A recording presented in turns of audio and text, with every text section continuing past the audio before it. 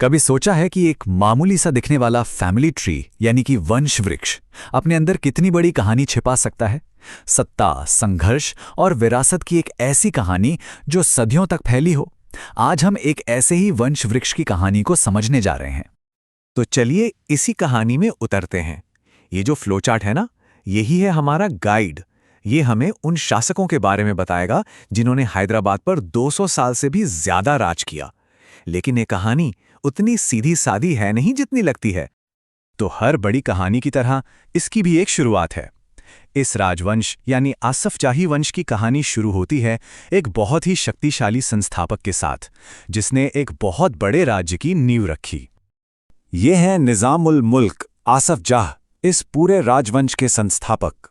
साल 1724 में उन्होंने हैदराबाद राज्य की नींव रखी, एक ऐसी विरासत की शुरुआत की जो 2 सदियों तक चलने वाली थी। उन्होंने एक मजबूत सल्तनत तो बना दी, पर असली सवाल ये था कि क्या उनके बाद आने वाले लोग इस विरासत को संभाल पाएंगे? और हुआ भी वही जिसका डर था। संस्थापक की मौत के तुरंत बाद ही स्थिरता की जगह ले ली अराजकता ने। सत्ता का हस्तांतरण शांति से नहीं हुआ, बल्कि ये खून और धोखे से भरा हुआ था। और ये बदलाव इतनी तेजी से हुए कि यकीन करना मुश्किल है। सोचिए, सिर्फ कुछ ही सालों के अंदर 3 अलग-अलग शासकों ने गद्दी संभाली, और हर बार ये बदलाव हिंसक और खून खराबे से भरा था।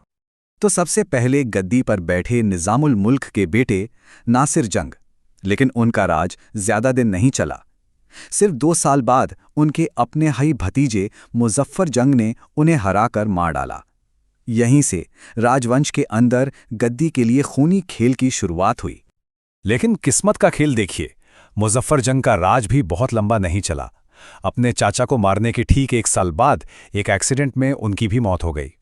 मतलब सत्ता की ये कुर्सी सच में कितनी खतरनाक और अस्थिर थी। और जब घर में ही इतनी उथल-पुथल हो तो बाहरी ताकतों को तो मौका मिल ही जाता है ना? तो मुजफ्फर जंग की मौत के बाद सीन में आए फ्रांसीसी, और उनकी मदद से गद्दी पर बिठाया गया संस्थापक के तीसरे बेटे सलाबत जंग को।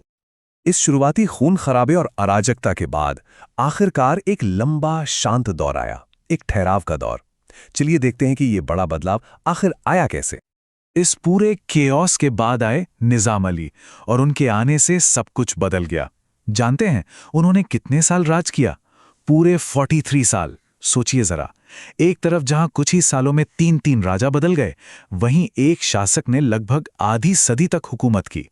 इसी लंबे और स्थिर शासन ने आसफ जाही राजवंश को वो मजबूती दी जिसकी उसे उस वक्त सख्त जरूरत थी।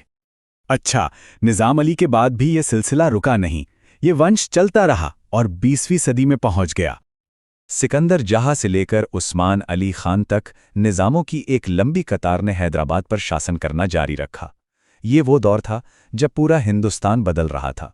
हर निजाम के सामने अपनी अलग चुनौतियां थीं।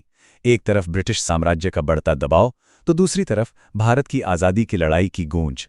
तो फिर सवाल ये उठता है कि 200 साल से भी ज्यादा पुरानी ये शक्तिशाली सल्तनत आखिरकार खत्म कैसे हुई? और इस कहानी का अंत होता है उस्मान अली खान के साथ। वो थे हैदराबाद के 7वें और आखिरी निजाम।